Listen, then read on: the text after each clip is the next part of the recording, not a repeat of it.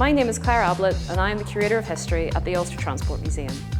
In 2019 we embarked on a new project, documenting the history of surfing in Ireland for an exhibition called Celtic Wave.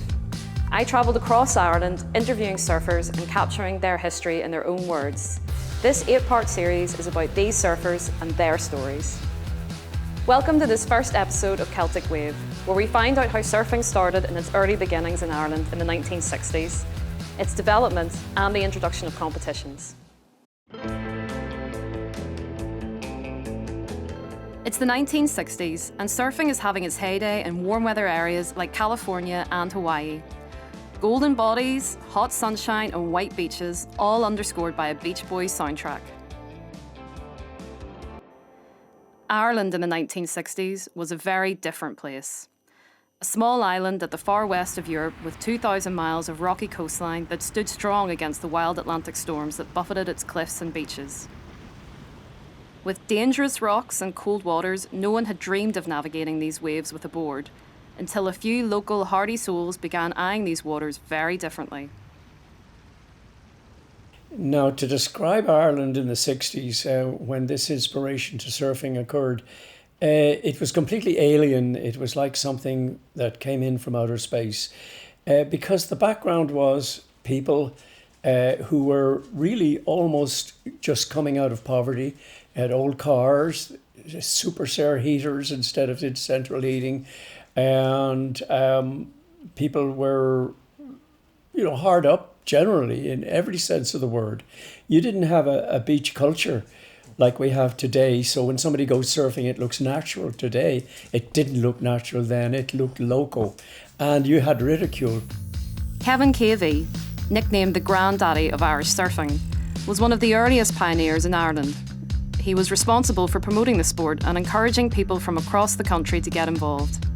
His initial inspiration came from an unlikely source. As time grew up, I got to see movies from Hawaii in different places, and was of the understanding that in those distant spots there was big waves being ridden.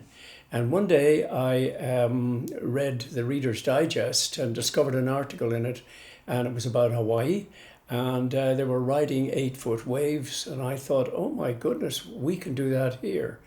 I want to put Ireland on the map, and I want to make surfing my goal. He really wanted to sort of share the sport with as many people. Like, that was his passion, sharing the sport, and it still is. And he put an advert in a national paper inviting surfers to write to him to try to set up a surf club. And then he had a stand at the boat show in Dublin in the RDS, and met a lot of people, recorded details, tried to get everybody together.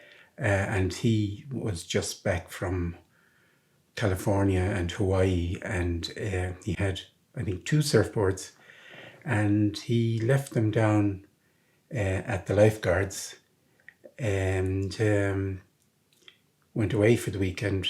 His surfboards didn't come out of the water for the entire week. We were all taking turns to surf them every day, and he was very enthusiastic and got us going then on surfing.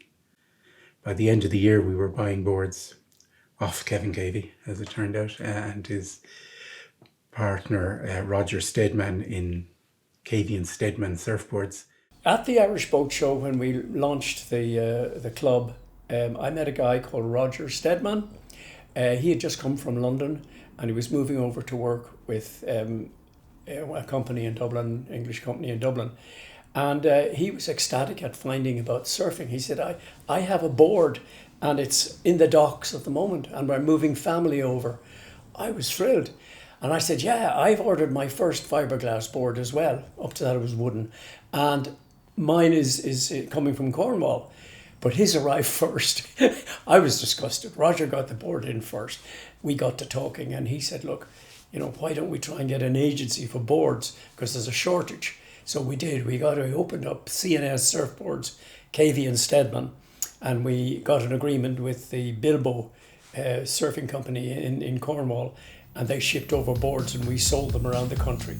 Following on from the 1966 RDS boat show, the small band of surfers embarked on the first of the renowned Surfaris. travelling around the country searching out the best surf spots. Although they were slowly growing in numbers, surfers were still a rare sight. While Kevin started to rally people on the East Coast, on the West Coast, 5 boys were getting to grips with a couple of boards their mother Mary had bought for the family-run hotel. A lot of it was actually influenced by my grandparents initially and their interest in investing in developing surfing, and especially my grandmother. Her intention, I think, was to have them for the tourists and to put them up in the hotel.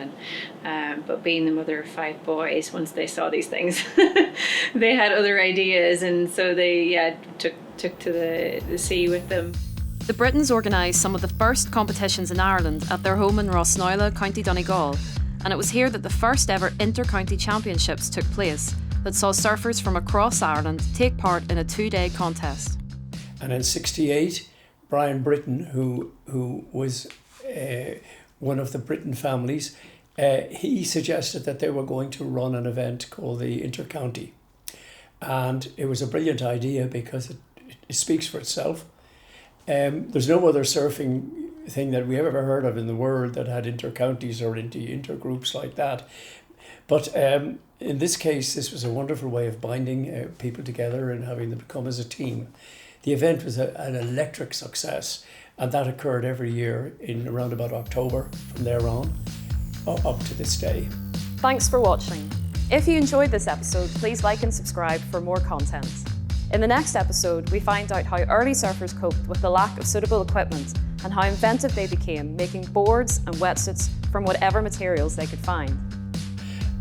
You couldn't get surfing wetsuits, so you used diver suits, and sometimes you got in without a suit, anything to try and carry on the sport.